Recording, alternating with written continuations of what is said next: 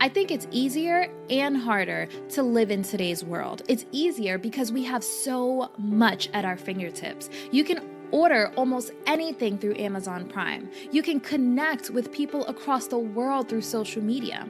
You have devices like Alexa that turn your lights on. It's easier now than ever to start a business, but it's harder because we're overstimulated.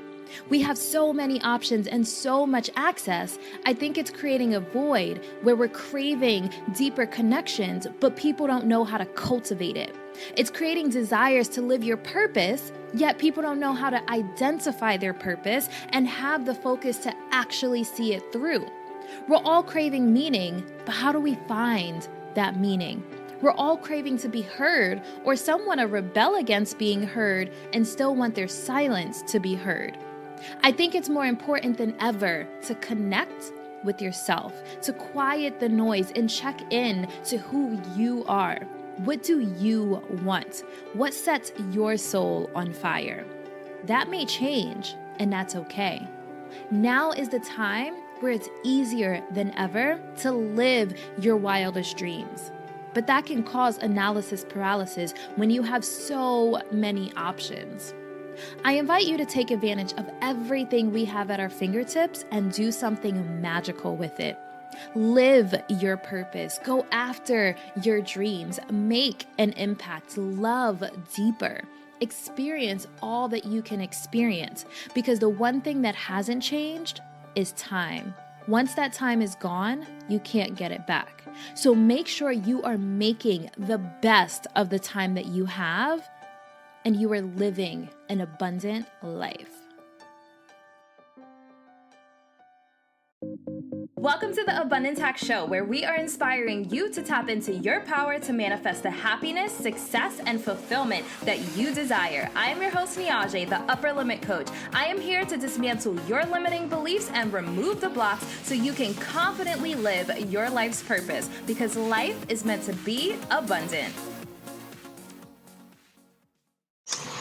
Hey M&Ms, thank you for tuning in to the Abundance Hack Show. What are you manifesting in your life today? In this episode, I want to dive into the quality of life. There's a lot of people that are just existing. And in my opinion, the next level is living, and then the next level is thriving. So what does it mean to thrive? What does a good quality of life mean? So looking up the definition, they say that quality of life is the standard of health, comfort, and happiness experienced by an individual or a group. So when I really started researching the different areas of life that you can focus on to have a good quality of life, there was a lot of different breakdowns. One example is social relationships, psychological well-being, level of independence, religion and spirituality, physical health, and environment. One of the ones that I thought was the most detailed and broke it down the best is Maslow's hierarchy of needs. So if you are tuning in on iTunes, Spotify, Google Podcasts, anything where you're actually listening, I'm going to put a diagram on the screen. So I invite you to check us out on Facebook or YouTube so you can see this diagram of Maslow's hierarchy of needs. But I'm going to explain it and break it down just in case you're listening and you don't have the opportunity to tune into the video. So he basically breaks it down. The first area is your basic needs, your physiological needs like food, water, warmth, and rest. Then you have your safety needs, so that's security and safety. Then you have your psychological needs, which is your belongingness and love and your intimate relationships and friendships. Then you have your esteem needs, which is prestige and feeling of accomplishment. Then you have your self-fulfillment needs, which is self-actualization, achieving one's full potential, including creative activities. So I really want you to think about the following areas and rate yourself and rate your life, because I think that we have to put forth conscious effort in having a good quality of life. If you don't focus your attention on any of these areas, it'll just be, and to me, the people with the best quality of life really focus on, their physical health, really focus on their relationships, and they put forth energy into it. Just like anything, like you have to nurture anything in order for it to grow. So I want you to break this down and rate yourself. Like, let's just say a scale of 1 to 10, 1 being not that great and 10 being the highest quality in this specific area. And then ask yourself how you can improve. So if you have a number that's below 5, what can you do to improve in this specific area of your life? So let's take food, for example. Are you eating good food? Are you eating clean, or are you eating a bunch of fast food? Are you eating a bunch of junk? And, are you nourishing your body? Are you eating vegetables? So really ask yourself, what is your diet like? Because nutrition is really important. What we put into our body directly affects our energy level, our mood, our health. So are you eating clean to where you're being as healthy as you can possibly be? The next area is water. How hydrated are you? It's actually proven that most Americans are dehydrated. I don't know the exact percentage, but I think that we get so used to being dehydrated, we don't even know what it feels like anymore to be fully hydrated. So ask yourself, are you drinking water? And obviously I am a huge advocate for alkaline water. So I have a Kangen alkaline water machine. So I'm always drinking like 9.0 pH water, and it just includes that level of like self-care and like health, like maximum health. Like you want to be proactive rather than reactive. Start focusing on your health now before you have some type of illness or health scare that now you want to clean up your diet and your nutrition because of a health scare. So be proactive. Make sure you're hydrating. Make sure you're eating clean and eating vegetables and taking multivitamins and stuff like that, because what we put into our bodies, again, is a direct reflection of how we feel. And you want to feel your best to live your best life. The next one is warmth. So this is according to Maslow's hierarchy of needs. The next one is warmth. So I would say this is basically your home. Like, what is your home situation? Do you feel comfortable in your home? And I know it's a silly thing to probably think about, but I think there's a lot of people that actually are in situations where they don't feel 100% comfortable in their home. So I can speak for myself. I'm in a situation right now where I work from home. So it's really important for me to love where I live. But I have been somewhere where I didn't really love where I live. So think about like not only your home as in like once you step through the door, but even when you step out of the door, the community that you're in. Like, do you feel like this is a community that is helping you have a great quality of life? Like the city that I live in currently, I absolutely love, because there's a lot of art and culture and entrepreneurs, and it's beautiful. I mean, I live in Florida, like palm trees, beach, like all of the amazing things, but it hasn't always been that way. So I've lived in 7 different states, and the state that I moved from was South Carolina, which was where my dance studio was. And I didn't like where I lived because there was no art, there was no culture, there was no like diversity, and I crave that. So I think that where we live, like our home, also think about your home. Is your home organized? Is it set up for productivity? Can you find things? Do you feel comfortable? Do you have a really comfortable bed? Stuff like this matters to have a good quality of life. So not only thinking about your home situation, but the city that you live in. Is it contributing to you having a really amazing quality of life? So let's move on. The next one is rest. There's a lot of people that are not getting the proper amount of rest. And I think that everyone's body is different. Everyone's schedule is different.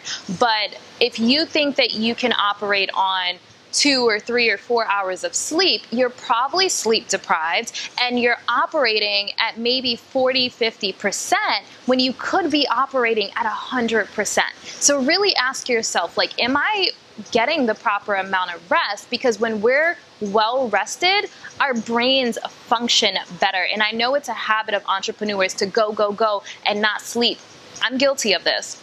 Totally guilty of this. When I get really busy, I don't sleep as much as I should, but then it catches up with me. And that's how you wind up getting burnt out when you push yourself to constantly go, go, go, and you're not getting the proper amount of rest. So really start taking inventory of how much sleep you're getting. It's really important. So the next thing is security. So there's different ways you can interpret security, but we're going to focus on financial security. This is really, really important. So I know one thing about this podcast, it's not about money. It's not about money, but financial security is important because we have to feel secure in our situations. We all have bills, like no one is exempt from bills. So making sure that your bills are taken care of, and stress is one of the number one things that cause illness, that prevent you from having a good quality of life. And a number one thing that causes stress is money issues. So really making sure that you are secure in your financial situation, which, obviously is something you have to constantly work on, especially entrepreneurs, and you don't have like a set amount coming in every month. That could be something that is contributing to stress. So how can you create a situation as an entrepreneur? And, obviously there's other people like real estate agents or like, someone who does sales where they may be commission based that also don't know exactly how much they have coming in, but how can you create some residual income so you have an idea that this is how much money I have coming in and this takes care of my basic needs. So really important to check in. Where do you rate yourself on the financial security side? So from 1 to 10, not that great and really great. So definitely rate yourself and see where you stand there. The next one is safety. So I don't want to spend too much time on this, but do you feel safe in your environment? There's a lot of people that experience some type of abuse, and that could be physical abuse, that could be mental or emotional abuse. Like, how safe do you feel in your environment, in your surroundings? And know that you can work towards an environment that feels really good to you. And it's important that you feel safe, because how can you show up in the world to your full potential if you don't feel safe? So ask yourself, if you rated yourself low in this one, how can you work towards feeling safe in your environment and your surroundings? The next one is intimate relationships.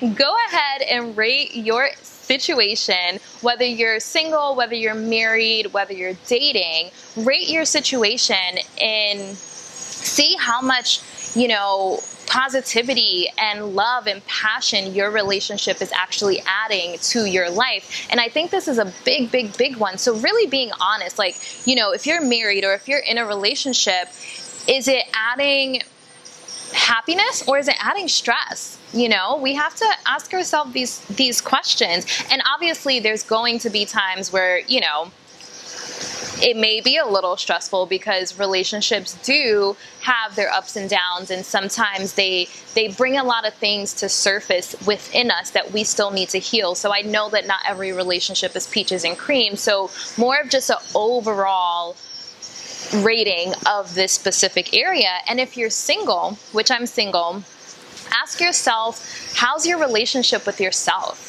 It's really, really important to focus on self-love. And I talked about this in a previous episode. So if you haven't checked out my self-love episode, definitely go check it out. It's really amazing. And I believe that's the episode where I show footage of me in Tahiti. So like never seen before this podcast episode of me in Tahiti. Really amazing. So check that episode out if you haven't already. Abundance Box is more than a subscription box. It's a movement. Not only are you sent spiritual goodies to your doorstep, it's a commitment to yourself to not settle, to live to your full potential and manifest the life that you truly desire. For more information, go to abundancehack.com/box to receive crystals, sage, therapeutic grade essential oils, guided meditations, and access to the private Facebook group to connect with other awesome members of the Abundance Box tribe. Join the movement because life is meant to be abundant. And the next area is friends. Do you have quality friendships in your life? It's really important that you put forth effort into nurturing and cultivating deep connections, because I think we are craving that. And I just want to say, in a time of social media, we have so much access to people's lives, but it's a surface layer. And I think that friendships these days are so surface because, let's just say I had an event. We'll say my Abundance Box launch, for example. I had a bunch of people that I invited and they weren't able to make it. Now, because they have access to my life and my photos online, I feel like people don't feel the need to say, hey, how did your launch go? Hey, how's this going? Because they see the photos, so they're like, oh, obviously it went great because the photos look great, but they don't bother to ask. So I'm using this as an example just to paint a picture that we are connected on the surface, but we're actually disconnected in real life because we have so much access to people's lives. We don't feel the need to reach out. Oh, I see she's doing great on social media, so I don't need to call, or I don't need to check on her, or I don't need to text her and ask her how she's doing. And that is creating a void. That is why so many people are unhappy and suffering from anxiety and stress and different things, because we are lacking genuine connection. We're connected on the surface, but disconnected in real life. So ask yourself, what loved one can you reach out to today? What friend can you reach out to today? And hold space for them. Ask them how they're doing beyond social media, because obviously, everyone's putting their best foot forward on social media. Everyone is showing the portion of their life that they want people to see. But ask your friends how they're really doing and hold space for them to share their vulnerability and their transparency and their honesty with you. And that could be good or bad. Hold space to celebrate your friends. Hold space if they are going through a difficult time.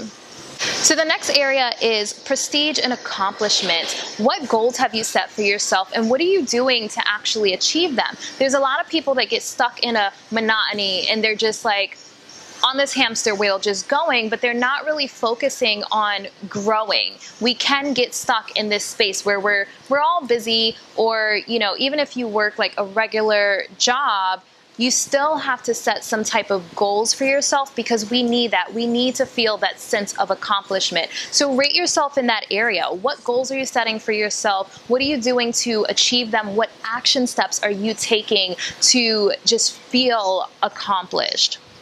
So the next one is achieving your full potential. So this is very similar to the one with the goals. However, this I think is a little more focused on like self-development and personal growth. What are you doing to make sure that you are better every single day than what you were yesterday? Do you have some type of way to take inventory? I always say take inventory of how you're feeling and what's going on, but are you really focused on being better, showing up better, and improving skills, like continuing to learn, continuing to challenge yourself? The next one is creative activities. This is really, really important. As adults, we stop doing things that we enjoy to do.